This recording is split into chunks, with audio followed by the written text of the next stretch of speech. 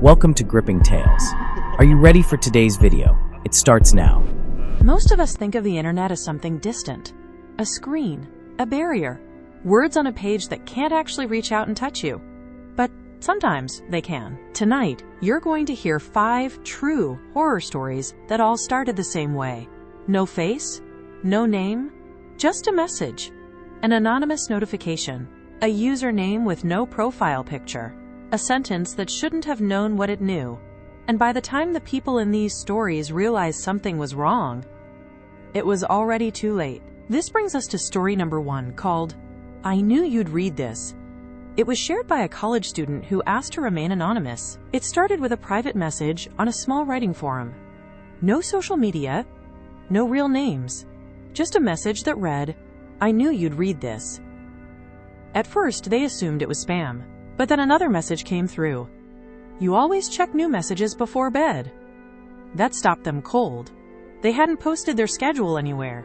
They hadn't mentioned their habits. They replied, asking who it was. The response came almost instantly. "Turn your lamp off. You sleep better in the dark." Their lamp was on. They didn't respond again. They logged off, told themselves it was coincidence. Until the next morning, when they woke up to a final message sent at 2:14 a.m. "I didn't like watching you sleep. You move too much." They moved out 2 days later. Nothing was ever stolen. Nothing was ever found. But the landlord admitted someone had been accessing the attic crawl space above their bedroom for months. What makes stories like that hard to forget isn't just what happened. It's how ordinary it started. A message, a sentence, something you almost ignore. And once you realize someone is paying attention to you, you start wondering how many times it's already happened. The next story didn't begin with fear. It began with conversation. The second story came from a man who frequented anonymous mental health chat rooms. One night, he received a DM from a user named expired_session. The message read, "Do you ever wonder how long people would notice you're gone?" He assumed it was just another troubled stranger. They talked for hours. The stranger seemed to know exactly what to say. Too exactly. They referenced childhood memories he had never typed, mentioned fears he had never admitted out loud. Then the stranger sent a photo. It was his apartment building, taken from across the street. The next message came seconds later. "This account will self-destruct in 60 seconds. He ran outside. The photo angle matched a spot near the alley dumpster. No one was there. When he returned, the account was gone. Deleted. Conversation erased. But his phone buzzed one last time. A text message from an unknown number. "I'm glad you're still here." The scariest part about anonymous messages isn't always what they say. It's how personal they become. When a stranger knows your thoughts, your routines, your fears, you start questioning where the line really is between online and real life. For the next person, that line disappeared completely. Here's story number 3. Don't open the door at 3:17. This story came from a woman living alone in a rural town. She received an anonymous email with no subject line. The message said, "Don't open your door at 3:16 a.m., no matter what you hear." She laughed it off. Until 3:16 a.m., she woke to knocking. Slow. Deliberate. Her phone buzzed again. "Stay in bed." The knocking turned into scratching. At 3:17 a.m., exactly, it stopped. Police later found footprints circling the house. Bare feet. They never found who sent the message, but they confirmed someone had been standing outside her bedroom window. There's something deeply unsettling about being warned of something before it happens. Because once you survive it, you're left wondering why you were chosen, and whether someone was watching closely enough to know exactly when to intervene.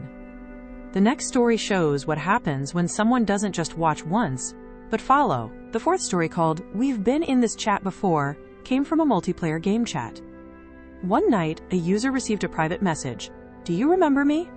They didn't. The stranger began describing conversations they'd had years earlier. Different usernames, different platform, same details. The stranger sent a list of IP addresses, then said, "Every time you move, I find you faster." The user blocked them. Weeks later, a note appeared on their car windshield. It read, "Blocking only works online." They sold the car and moved states. The messages never returned. But sometimes, they still see the username logged in. idle, watching. After a while, the messages stop feeling random. They start feeling organized, intentional, as if some of them were never meant to reach you at all until they did.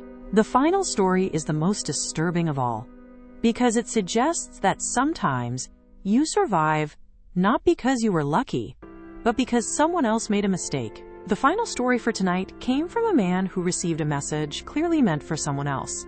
This story is called, "This Message Was Never Meant for You." One dark, stormy evening, the man received a message. It read, "He knows now. We have to accelerate." Confused, he replied, "I think you have the wrong person." The response chilled him. "No, you're the right one. You just weren't supposed to see it yet." The messages detailed his routines, his workplace, his commute. The last message said, "Pretend this never happened. You'll live longer." He changed everything: job, address, phone number. And to this day, he believes the message saved his life, because whoever sent it stopped replying. When people talk about online horror stories, they usually focus on the messages themselves. But the real fear comes afterward. When the screen goes dark, when the account disappears, and you're left alone with the knowledge that someone once knew everything about you and might still be out there. The internet feels anonymous, but anonymity works both ways. Sometimes the scariest messages aren't threats, they're confirmations. Proof that someone already knows where you are. So the next time your phone buzzes and the message doesn't make sense, ask yourself one thing: how did they know to send it to you? Thanks for watching. Every ending hides the beginning of another tale, and ours is already on its way. Stay tuned. You'll find the next chapter right here, and soon.